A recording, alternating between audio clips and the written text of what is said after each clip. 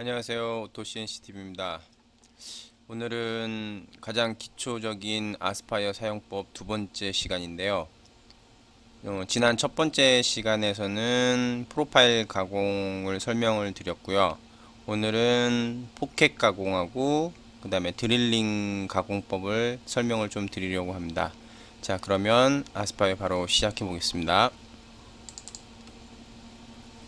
처음에 아스파이어를 시작하신 분들은 이런 화면이 뜰 거고요.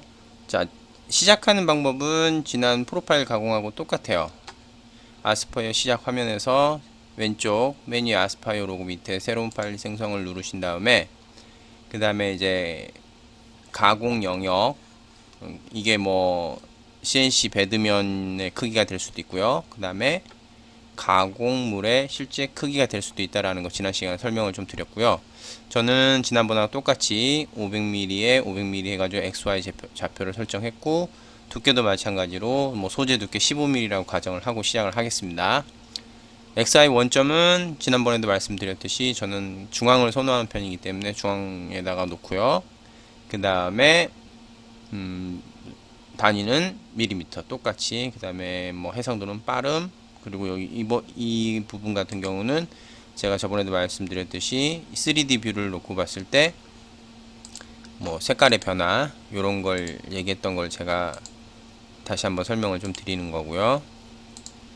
자, 이렇게 한 다음에 확인을 누르고, 자, 그러면 요런 화면이 뜨죠.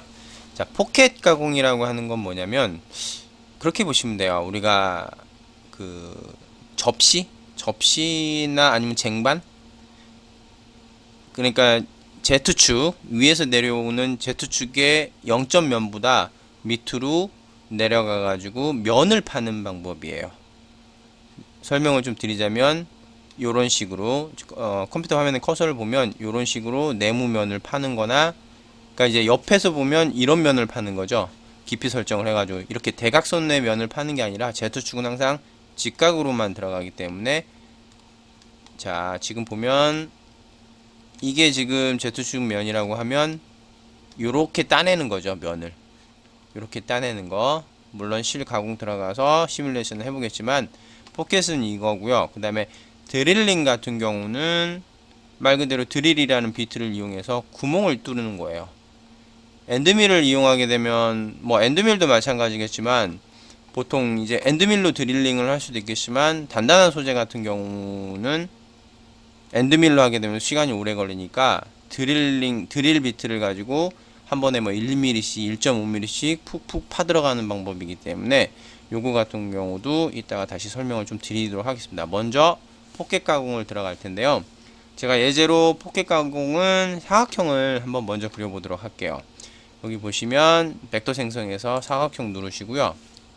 사각형 크기도 뭐 지난번에 했던 것처럼 똑같이 100에 100mm 정도 놓고 생성을 한번 해볼게요. 자, 이게 지금 사각형의 소재인데, 자, 지금 보면 이게 지금 아까 말씀드렸듯이 제가 가공하려고 하는 가공 소재의 크기가 될 수도 있다고 얘기를 했는데, 지금 포켓 가공에서는 그냥 베드라고 가정을 하고 그 위에 100mm 짜리 사각형 소재를 올려놓고, 이게 나무가 될 수도 있고 알루미늄이 될 수도 있겠죠. 올려놓고 이 안에 한 60에 60mm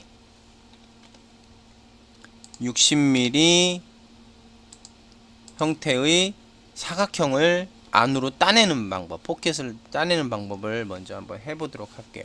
자, 100mm 소재의 안쪽에 60mm 포켓 가공을 하는 겁니다. 깊이는 이따가 툴패스 설정할 때, 공구 설정할 때 다시 주도록 하고요. 자, 그러면 요게 내가 가공하려고 하는 가공물의 크기고, 그 안에 정중앙에 60에 60mm 예, 포켓을 한번 따내는 그런 걸 한번 해볼게요. 자, 공구 경로를 누르고, 자, 여기서 포켓, 지난번은 프로파일 요 앞에 있는 걸 이용했고요. 그 다음에 오늘은 이 포켓, 이 아이콘, 그림 아이콘 포켓 공구 경로라고 설정했죠. 요거 누르면은 이렇게 떠요. 그리고 여기 보면은 가공 깊이 자, 15mm 두께 소재라고 제가 했는데 저는 한 10mm 정도를 따내고 싶어요. 그리고 엔드밀은 여기 보니까 한 6mm 짜리 엔드밀 가지고, 다시 한번 설명을 드리지만 내가 찾으려고 하는 엔드밀 크기가 없으면 여기 새로운 누르고 엔드밀 누른 다음에, 자 6mm, 그리고 자 저는 나무라고 가공을 하고 한 번에 한 5mm씩 들어갈게요. 그냥 힘있게. 그러면 10mm 따려면 딱 두 번만 들어가면 되겠죠. 그리고 여기서 보면 겹침이라는 부분이 있는데요. 이 겹침은 지난번에 제가 생략을 했는데 오늘 좀 자세하게 다루도록 하겠습니다. 일단 50대 50이라고 놓고요. 스핀들 속도, 뭐 피드레이트나 플런지율은 지난번에 설명을 드렸고, 스핀들 속도 같은 경우는 제가 컨트롤 프로그램에 다시 재설정을 한다고 얘기를 했고요. 피드레이트도 마찬가지고 플런지율은 크게 영향을 주지 않는다고 말씀을 드렸던 걸로 기억을 합니다. 적용을 누르고 확인을 누를게요. 자, 여기서 보면 이렇게 빙빙빙 미로식으로 돌리는 방법이 있고요. 그 다음에 이렇게 지그지그 갔다가 마지막에 한번 이렇게 돌려주는 지그재그 방식도 있고, 자 옵셋 방식으로 한번 하고, 램프 플랜지 같은 경우는 진입할 때 그냥 직각으로 들어보는 게 아니라 얼마만큼의 거리를, 자 제가 한 번에 5mm 들어간다고 설정을 했죠. 그러면 5mm를 여기서 내려오다가 지그재그해서 2.5, 2.5 이렇게 사선으로 2.5, 2.5에서 5mm 들어간 다음에 쭉 밀고 가는 방식이에요. 이런 식으로 항상 제 동영상을 볼 때는 제가 움직이는 마우스 커서 요거를 잘 보면서 제 얘기를 들으시면 이해가 좀 빠르실 거예요. 다시 말씀드리지만 램프 플런지 이동 같은 경우는 직각으로 오게 되면은 가공물이 딱딱할 경우 베드면의 진동이나 스핀들의 진동을 줄 수 있기 때문에 부드럽게 진입하기 위해서 내가 선택해 놓은, 그러니까 정해 놓은 거리만큼 부드럽게 지그재그로 들어가는 방법을 말씀드리는 겁니다. 요거 10mm로 한번 설정을 하고요. 그 다음에 계산을 한번 눌러 볼게요. 자, 이렇게 보이는데 지금 이게 엔드밀이 들어가는 형태예요. 그러니까 이게 어떤 식으로 들어가는지 요거를 지금 속도를 제일 낮추고요. 그 다음에 시각화 공구 경로 사선으로 한번 봐볼게요. 자, 한번 보세요. 낮춰도 좀 빠른데, 자, 딱 두 번에 가공을 했죠.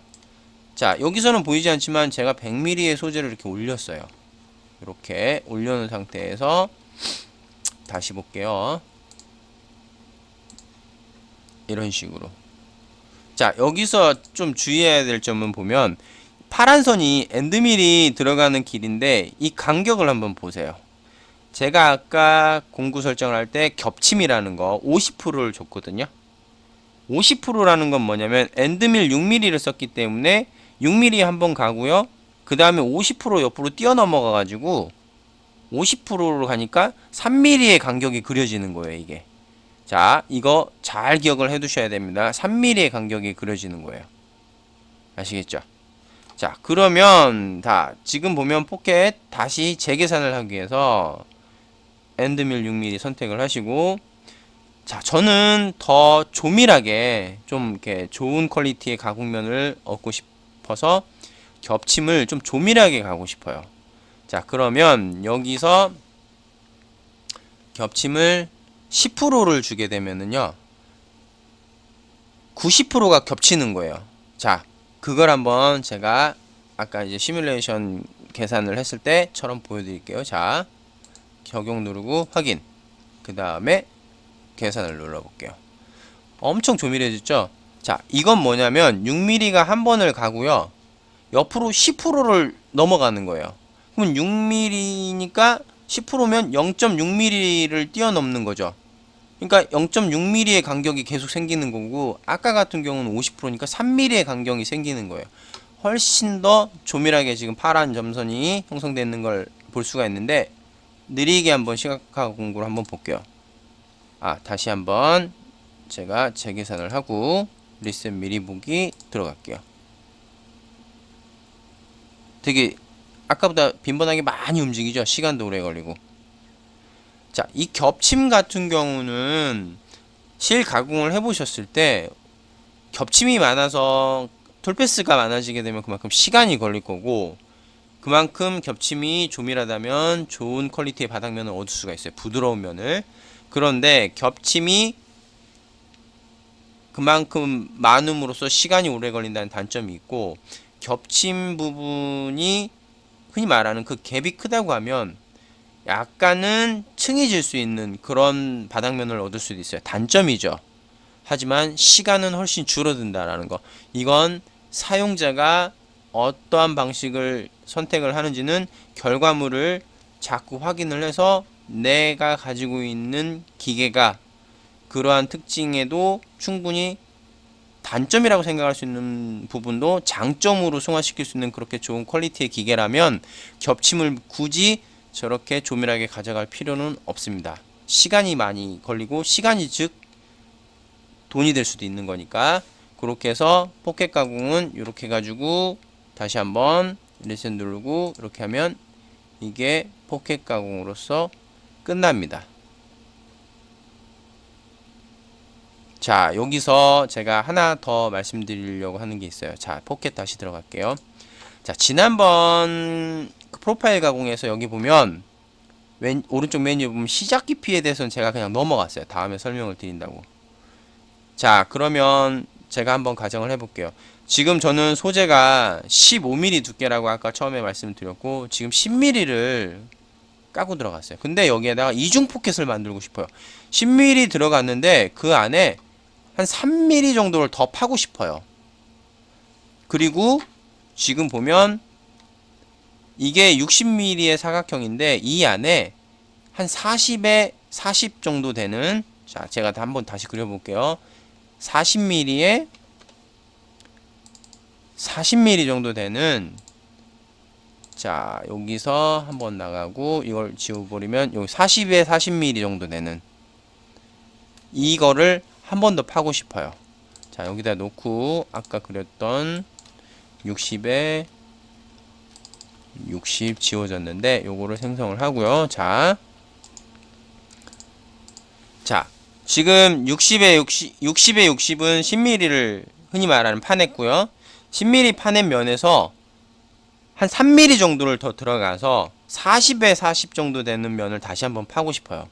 자, 그럴 때 한번 제가 아까 말씀드린 시작 깊이에 대해서 설명을 한번 드릴게요. 자, 먼저 똑같이 들어갑니다. 포켓 들어가고, 자, 10mm, 그 다음에 6mm 엔드밀을 해서 여기서 50% 그냥 겹침을 두고 다른 건 다 적용을 하고, 그 다음에 램프 플런지 뭐 여기서는 시뮬레이션 의미 없습니다. 계산 누르고, 자, 리셋 미리 보기 그냥 하고 다시 팔게요. 자, 이게 지금 60mm 깊이 10mm인데, 자, 여기서 두 번째 가공, 자, 이 40mm 짜리를 10mm보다 더 밑에 3mm 내려가서, 그럼 총 13mm를 내려가고 싶은데, 자, 이미 10mm는 파놨는데 13mm를 줄 필요가 없잖아요. 허공에서 맴돌게 되는데. 자, 그래서 여기서 포켓 들어가면, 자, 시작 깊이는 뭐냐? 0점은 똑같아요. 0점은 똑같은데 이미 10mm를 그 전에 파놨기 때문에 난 10mm는 그냥 밑으로 내려갈래. 10mm는 그냥 밑으로 내려가고, 10mm 밑으로 내려간 부분, 그러니까 한번 판 부분을 0점으로 잡고 난 거기서 3mm 더 내려가자. 6mm는 똑같아요. 똑같고, 그 다음에 50% 다 적용 똑같이 시키고, 똑같이 계산을 한번 누른 다음에 시작을 한번 해보게요. 그렇죠.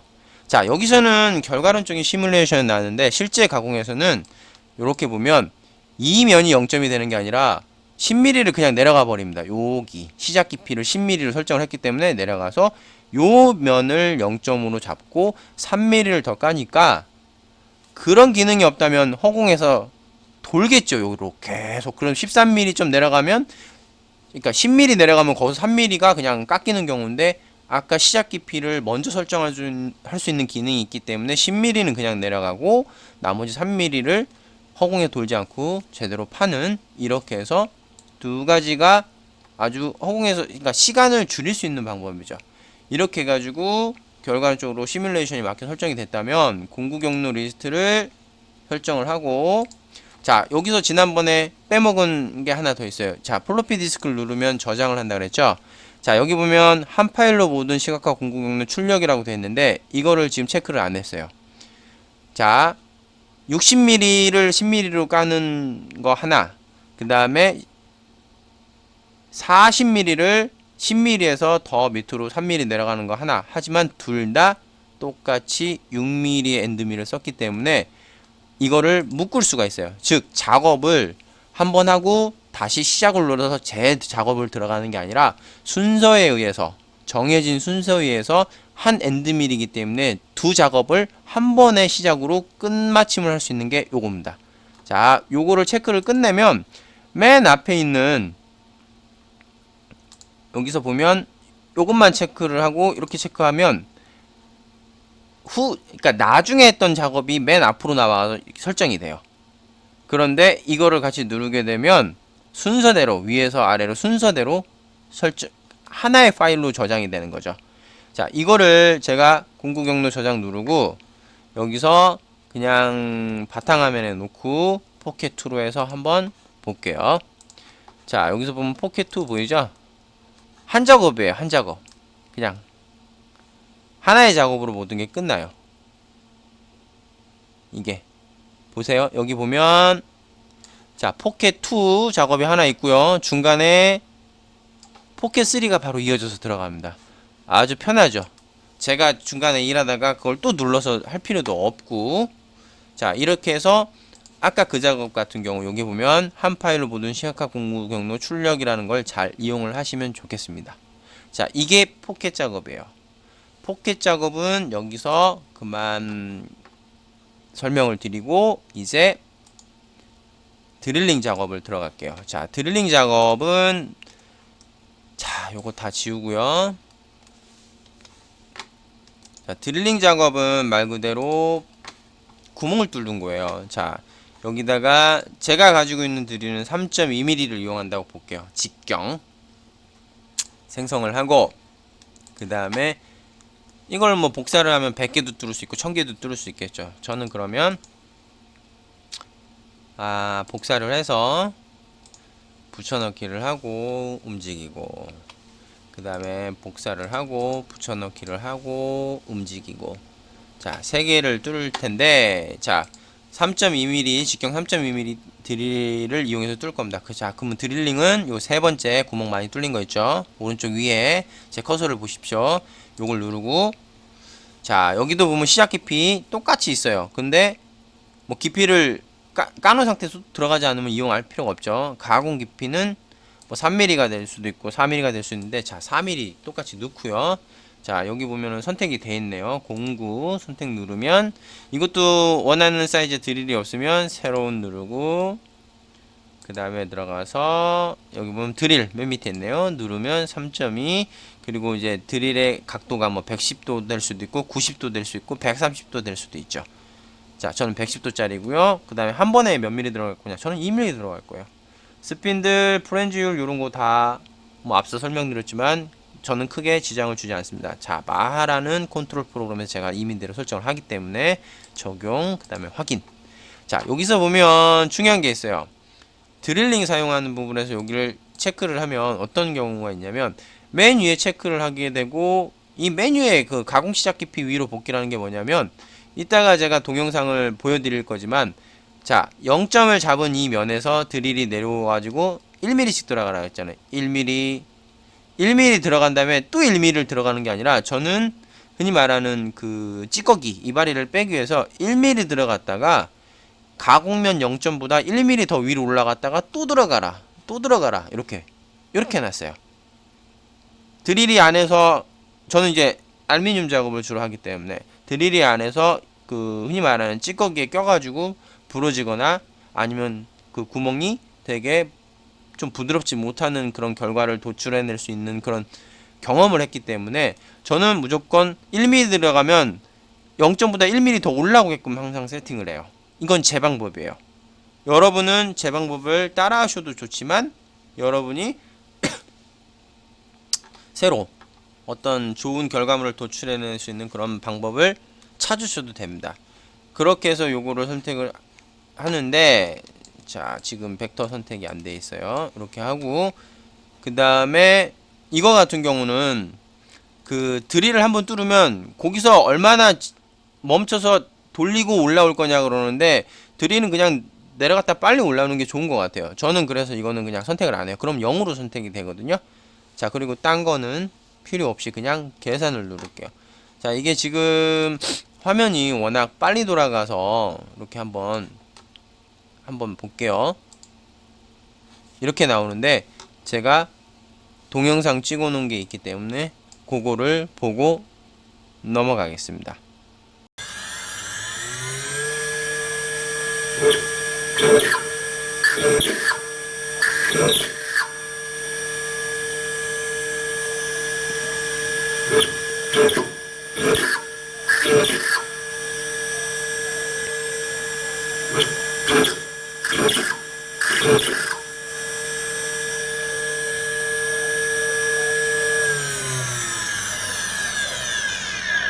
자, 어떻게 동영상은 잘 보셨나요? 드릴링이 좀 제가 잘 찍는다고 찍었는데 아마 잘 이해가 안 가시는 분들도 계시는데, 동영상에 보시면 자, 내려왔다가 다시 올라가고, 내려왔다가 다시 올라가고, 내려왔다 다시 올라가고, 자세히 보면 자, 요게 지금 보면 요 부분이 가공면이면 한번 눌러서 1mm 들어갔다가 다시 가공면보다 1mm 올라와라. 자, 여기 1mm 더 올라와라 라고 했기 때문에, 자, 그러면 두 번째는 어떻게 하냐, 2mm 그러니까 1mm 내려가서 1mm 더 찍으면 2mm죠. 그 다음에 올라와서 가공면보다 더 올라와라. 자, 가공면 시작면보다 1mm 더 올라오는 건 자동이에요. 제가 설정을 해놨기 때문에. 자, 그러면은 10mm를 내려가면 10mm 내려갔다 한 번 더 올라오는데 시간이 좀 걸릴 수도 있어요. 자, 그러면 요 밑에 보면 패스 전의 높이로 복귀해라. 요 부분은 뭐냐면 1mm 내려간 다음에 1mm를 먼저 내려가면 패스 전의 높이가 어디에요? 0점이죠. 0점. 자, 2mm 내려가면은 2mm 내려가기 전에 복귀가 어디에요? 바로 전에 1mm잖아요. 그러니까 득득득득득득득득 이런 식으로 가는 거죠. 길게 득득이 아니라 득득득득득득 이런 식으로. 워낙 빠르게 진행되기 때문에 그냥 보면 두르르 이렇게 내려가는 듯한 느낌이 들 수도 있어요. 자, 요거는 선택은 사용자인 여러분의 몫입니다. 제가 시간이 항상 너무 길어질까봐 말을 좀 빨리 하는데, 저번에도 말씀드렸듯이 저는 원래 말을 빨리 하는 사람이 아니에요. 너무 길면 여러분이 지루해 하실까봐 제가 말을 좀 빨리 했는데, 자, 동영상을 보시고 조금 더 자세하게 설명을 들었으면 하는 부분이 있으면 댓글로 달아주시면 제가 한번 더 고민해보고 저도 어떻게 하면 좀 더 이렇게 자세하게 이해가 될 수 있게끔 설명을 드릴 수 있는지 또 한 번의 강의로 다시 동영상을 제작을 해보겠습니다. 자, 오늘은 여기까지 하고 마치겠습니다. 감사합니다.